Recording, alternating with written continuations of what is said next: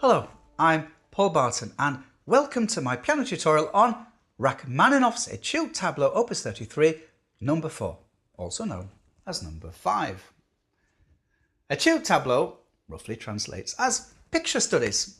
The title tells us they started their musical life as a result of a picture Rachmaninoff had seen. He typically didn't give us much background detail about his work and is quoted in respect of the Etude-Tableaux. I don't believe in the artist that discloses too much of his images. Let them paint for themselves what it most suggests. Rachmaninoff, therefore, invites us to imagine what each picture could be for each work for ourselves. So let's begin. Rachmaninoff wrote two sets of Etude-Tableaux, Opus 33 in 1911 and Opus 39 between 1916 and 17. Each set was to have 9 etudes. Just before the Opus 33 set went to the publishers, Rachmaninoff changed his mind about 3 of them, including D minor number 4, so wasn't included and was first published posthumously. Over time, some publishers stuck to the original publication and added the D minor in an appendix. Some publishers put all 9 back together, and in these editions D minor is number 4, due to discrepancies between sequential numbering in scores and CDs, alternating between Opus 33 number 4 and Opus 33 number 5 give the best results in an online search. The tempo is marked moderato. It occasionally gets played at faster tempos, so for the purposes of this tutorial, the musical examples will reflect this, ranging from moderate to a little faster in that order. The first bar is a pickup bar, that's to say a bar with the ghost rests removed. The first note, A, starts on the weak upbeat we call the pickup beat, leading into the D on the strong downbeat. This pattern continues throughout the piece. The pickup bar generally doesn't count as a bar numerically. You start numbering bars from the first downbeat, so bar 1 starts from the D. And 1, 2, 3, 1, 2, 3, 1, 2, 3.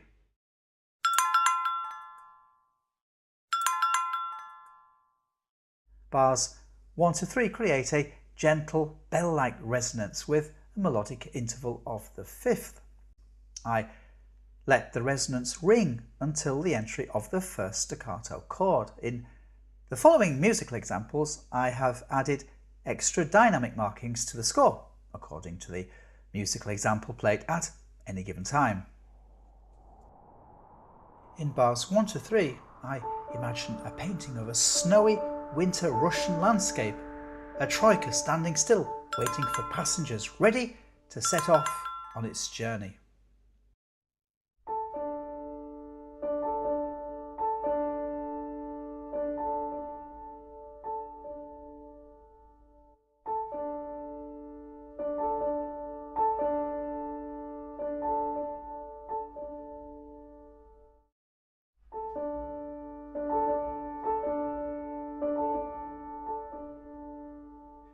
Staccato, indicated by a dot, changes the note's duration relative to its value. For example, this is how we write and play staccato in 2 crotchets and a minim. So bear this in mind as we go into the next section, where theory and interpretation can blur at the edges. The staccato chords in bars 3 to 5 suggest to me the driver of the troika, passengers settled in, setting off in the snow. From standing, gradually picking up speed.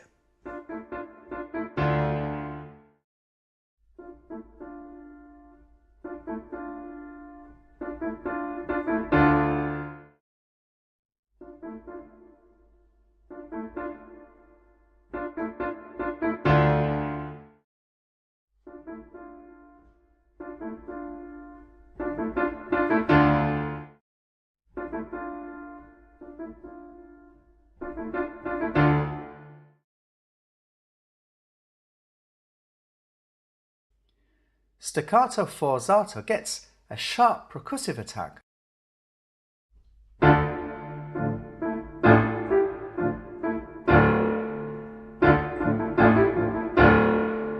The tenuto accent is made by pressing with weight.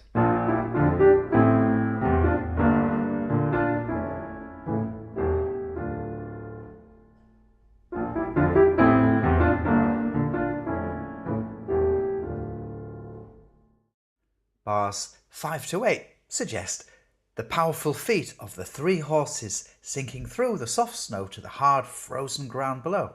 Due to the terrain, the driver slows them down, speeds them up and slows them down again.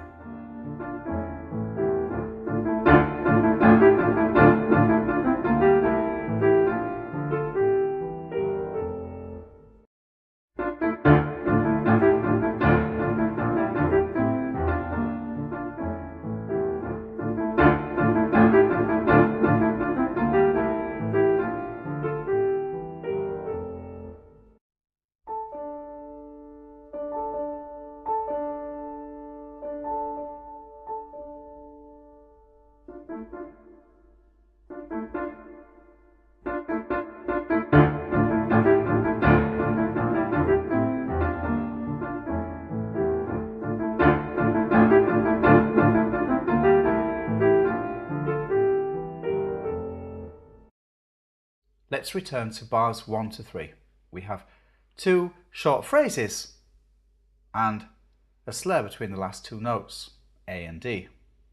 In these 3 bars we have 3 different uses for the curved line: to connect notes together in a phrase, to tie 2 notes together, and to slur 2 notes together in legato.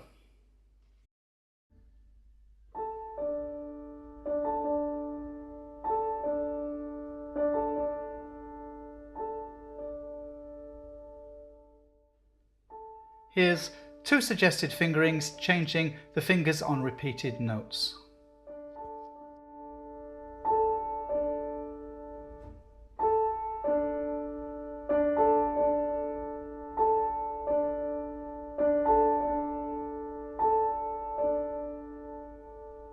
In bars 3 to 5, lift wrists during the rest between staccato chords.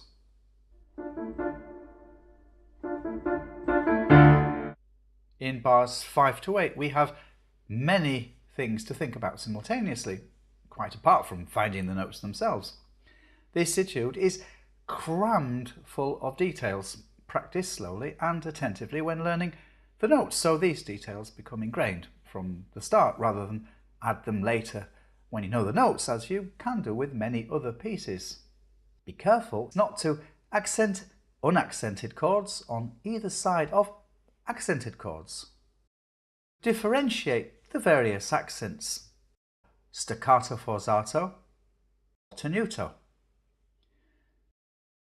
Aim to join chords with slurs in full legato and notice which slurred notes have a stress.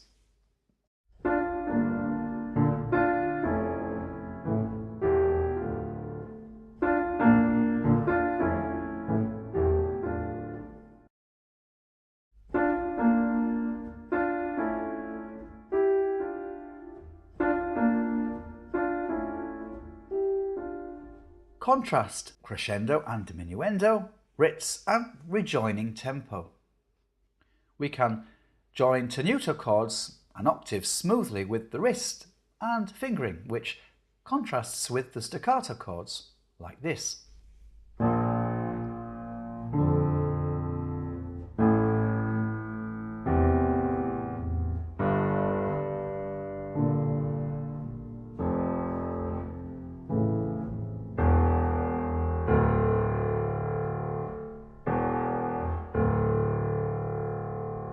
And there's a question about voicing.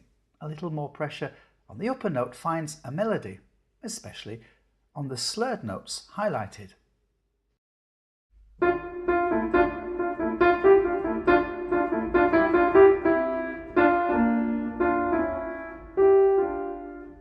I'll run through this section again in a slightly different way to the previous example.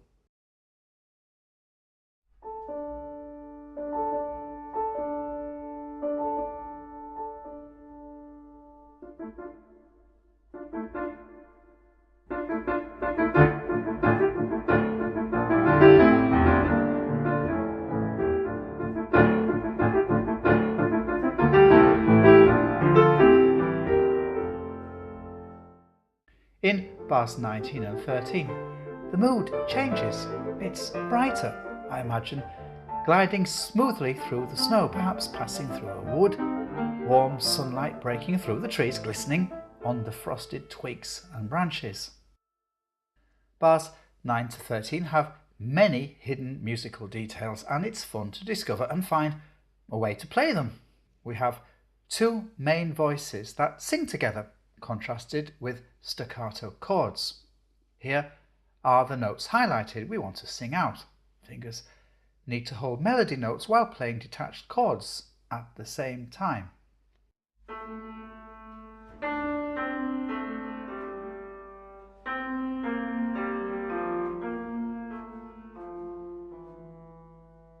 In bars 9 and 10, the inner voices in both hands share the same notes: C, D, E, F, G and A.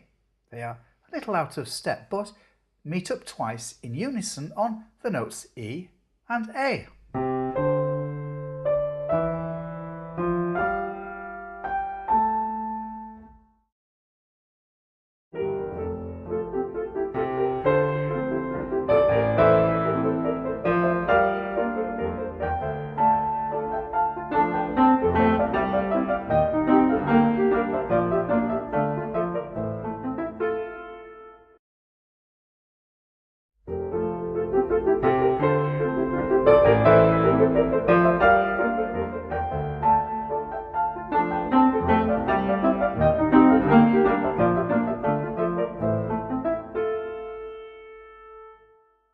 The essence of Chopin's Nouvelle Etude No. 3 is to develop the ability to play a legato melody against a staccato accompaniment at the same time with just one hand. In Chopin's Etude, it's the right hand. In Rachmaninoff's, it's both hands. To bring out the inner voices in Rachmaninoff's Etude, Chopin's Etude will be helpful to you. In these sections, we hold the melody note as long as we can and release the staccato notes around them at the same time. The staccato dot in this instance doesn't mean all the notes above or below it vertically are to be played staccato, just the accompaniment. The melody notes are to be held as in the Chopin Etude. The melody can't always be held as much as we'd like to, but we have the pedal, of course, to help out. With spread chords and leaps, the bottom note is to be played before the beat, the top note, often the melody note, on the beat. There's also the slurs to watch out for too, highlighted in orange. I'll play this section very slowly, and you'll see I occasionally play a note and hold it longer by transferring it to another finger. Playing Rachmaninoff's music is not an exact science, or is it meant to be? Also, rest assured you don't have to have large hands to play this section well. Spread chords when you need to. Rachmaninoff's music, though composed with great care, has an improvisatory feel to it. Spreading chords can add colour and expression to the accompaniment.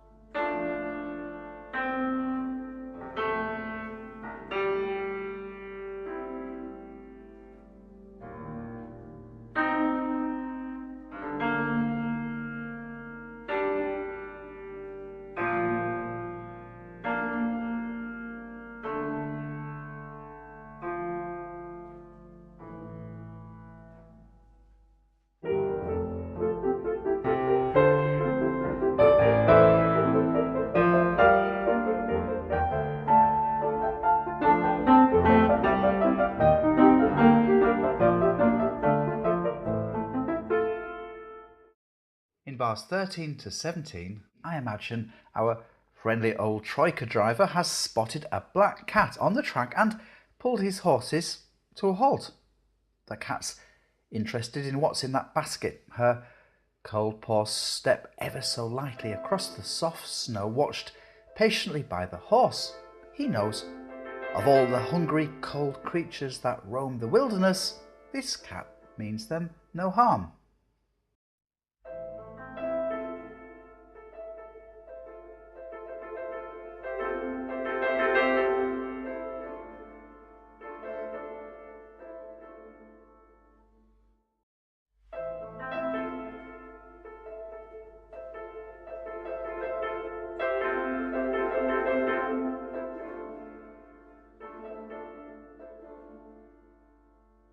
The Troika sets off again, sun is shining and all is well.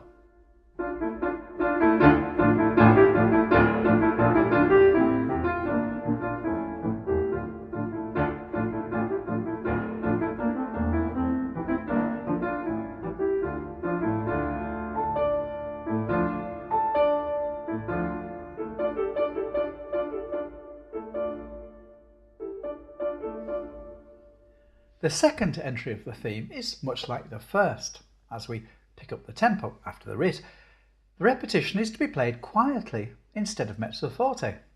We release the tension and gradually fade into that now familiar bell-like resonance.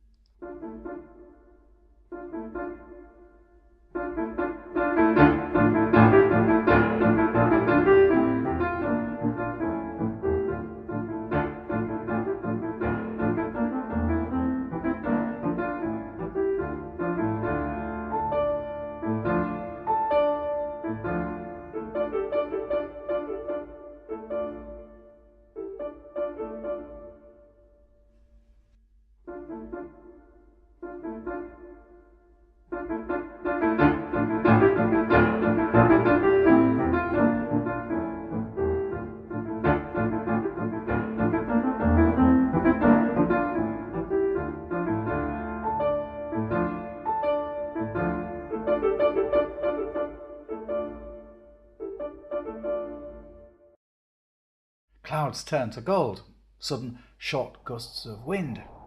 The weather is changing.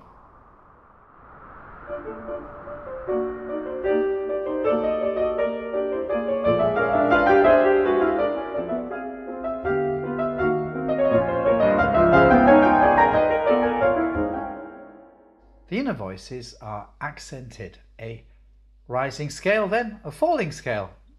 The yearning legato rising scale has staccato notes around it, slurs, stress notes, crescendos, diminuendos, so we need to practice it slowly.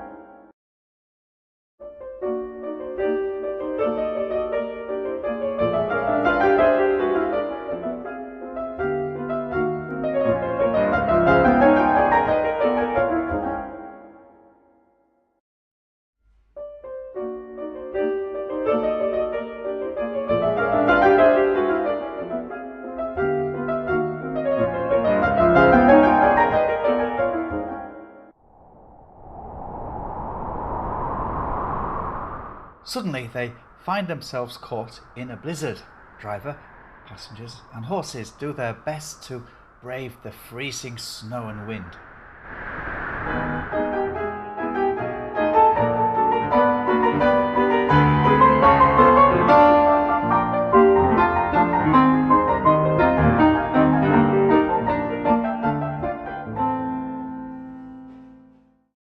The etude began with a melodic interval of the fifth, and this inner voice is based on this interval transposed 3 times.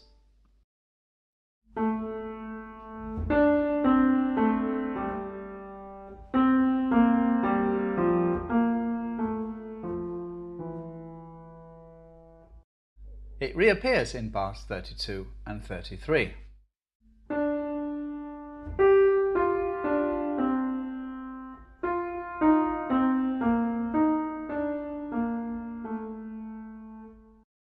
In bars 54 and 57, it's changed slightly to bring the piece to a conclusion.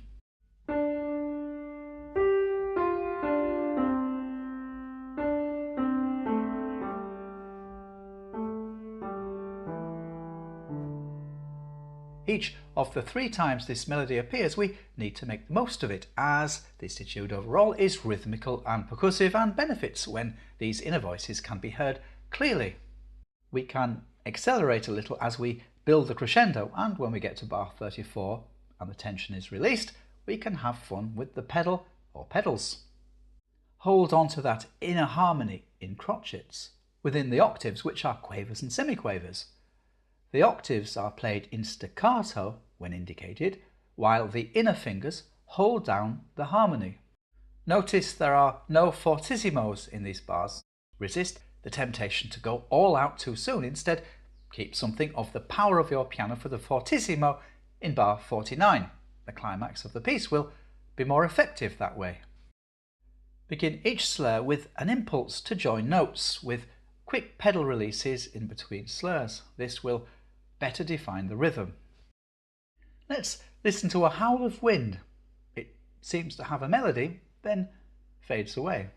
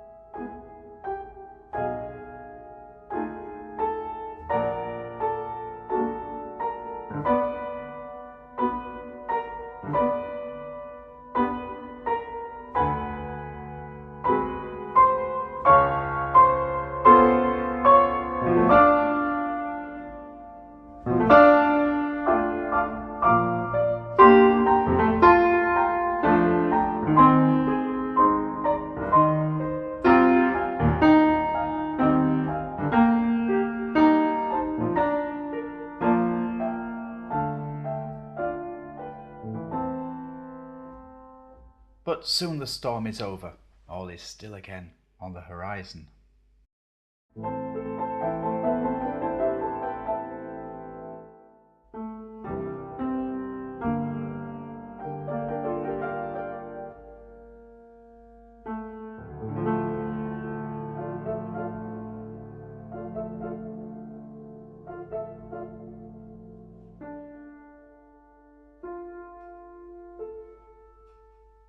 Bars 34 to 38 are largely about pedals, resonance and ways to isolate and prolong it with fingers.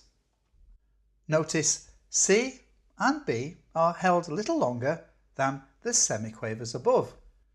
We can prolong C by swapping over from thumb to 5th finger.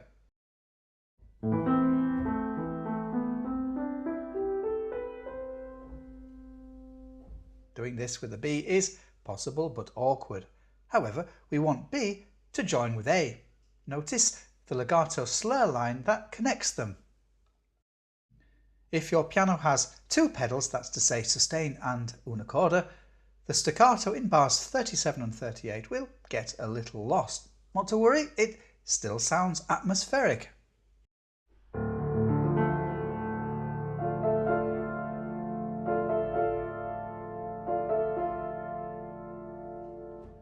If you have the sostenuto pedal in addition, you can hold the bass chords and play detached staccato.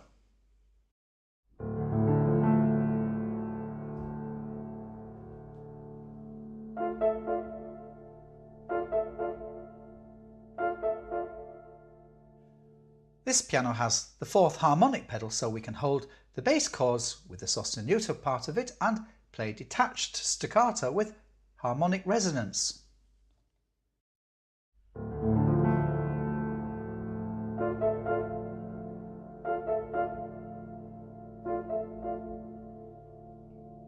Here's a pedalling technique to prolong the C and B comfortably with the sustain pedal and one finger. Press the sustain pedal and play the bar. After the last quaver, press down C or B with the fifth finger. Note silently, which means pressing it down relatively slowly and without weight, so it doesn't sound. This has now caught the sustain on that note. Then release the pedal and hold the note sustain with the finger instead. The C or B will keep ringing. You can then release the C and join the B to the A.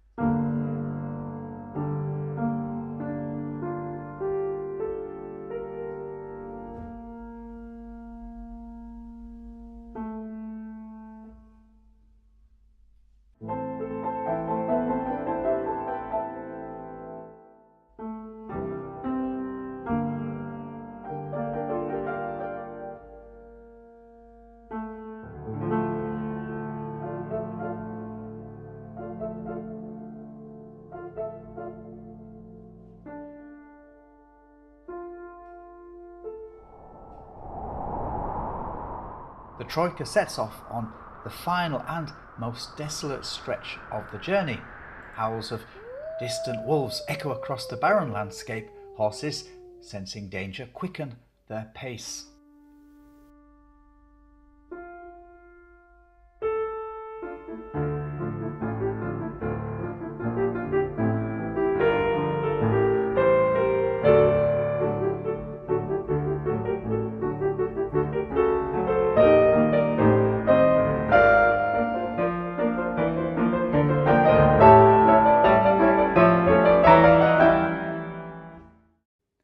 In bars 39 to 44, the upper notes are held with a fifth finger, a finger we would otherwise use to play the double thirds below. As a result of this held upper note, the fingering available to us is awkward. We have two options. First option is to hold the upper note. The remaining fingers play the double thirds in staccato as best they can, as the mechanical process of the traditional sostenuto pedal is just too slow for this section.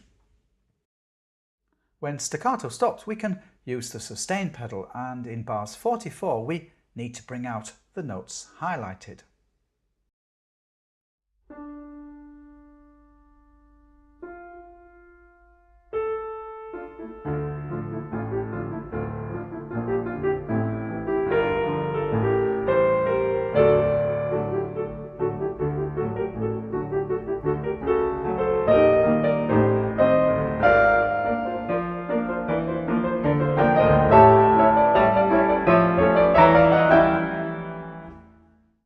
Second option is the harmonic pedal. The design of the sostenuto built into it can capture notes or chords at a fast tempo, even multiple sostenuto layers simultaneously. The harmonic pedal can hold the long sustained bass chords and treble melody notes independently, which frees all the fingers to play the double thirds comfortably in detached staccato. This has not previously been possible. To activate the harmonic pedal sostenuto, simply press the pedal down and release halfway. It's like taking a photo. We press and release the pedal to capture a chord or note.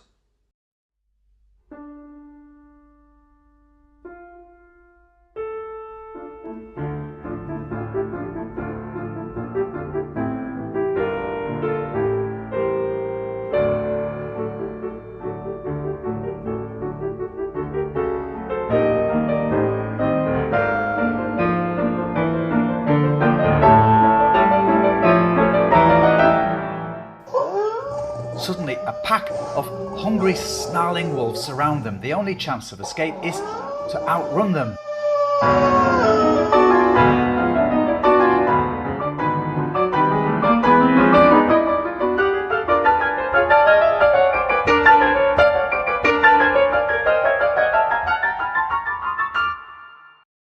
We can hold the dotted crotchet octaves by sliding the first finger from the D sharp to the D.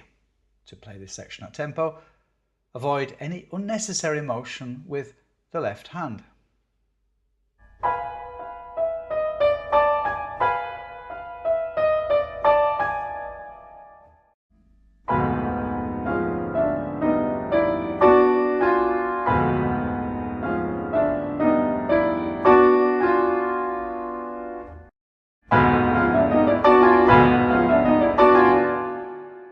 The octave chords can be played with 1 and 5, but there are several alternative fingerings.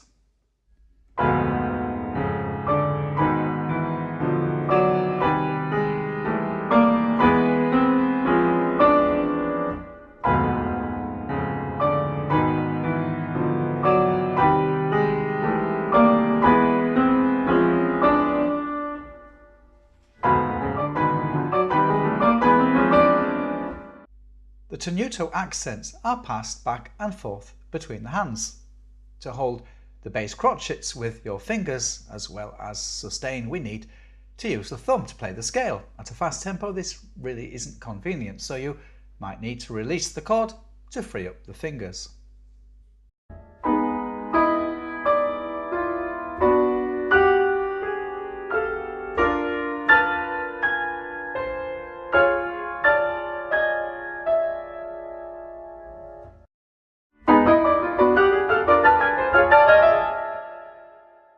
We have marcato accents in the left hand, tenuto in the right.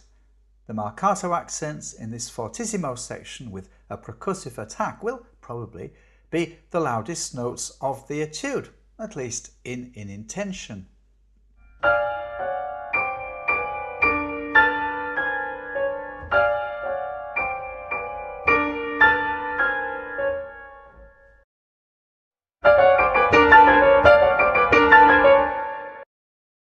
Rather than 16 semiquavers in a frantic blur, think 4 groups of 4 and be aware of the first chord in each group.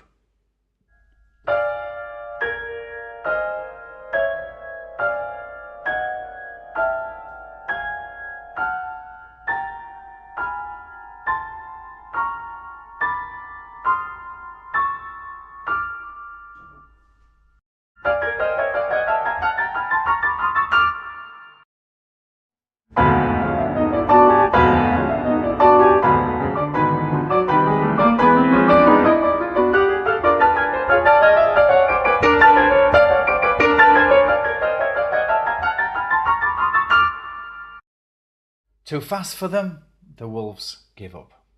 Soon the troika is nearing the end of its journey. The driver's friend writes out to greet them.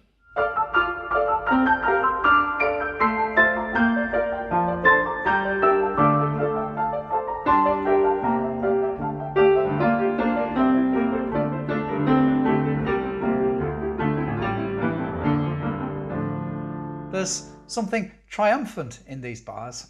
I imagine the old troika driver galloping towards the town, gladdened to have delivered his passengers once again safely to their destination. Voice the top note of the melody in the right hand to contrast with staccato in the accompaniment.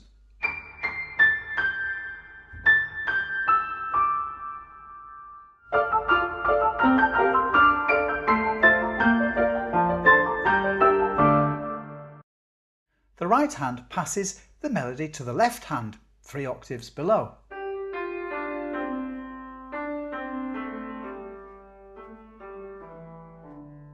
To find and pick out in legato as best it can, voiced at the top of spread chords and large leaps, the lowest notes played before the beat.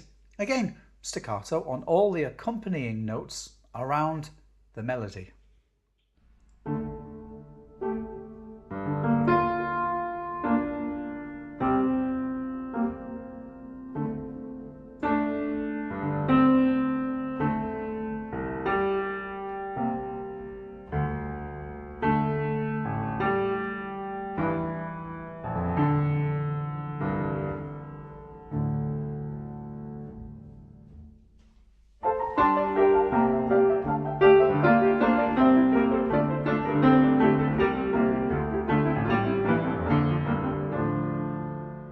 They glimpse the brightly coloured domes far ahead.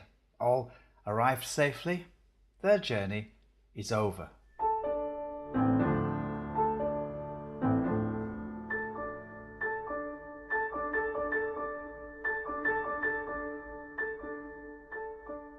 We can hold the sustain pedal down to mix the bass and treble resonance right throughout the last 3 bars as the characters in our musical story become specks on the horizon.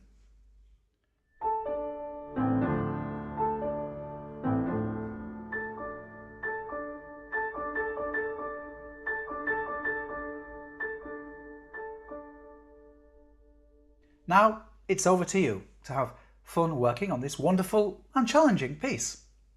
And if you wish to, accept Rachmaninoff's invitation to let the music paint the pictures it most suggests to you, and, as it should, will be unique to each one of us. To end this tutorial, here's my recording of the entire piece with the score.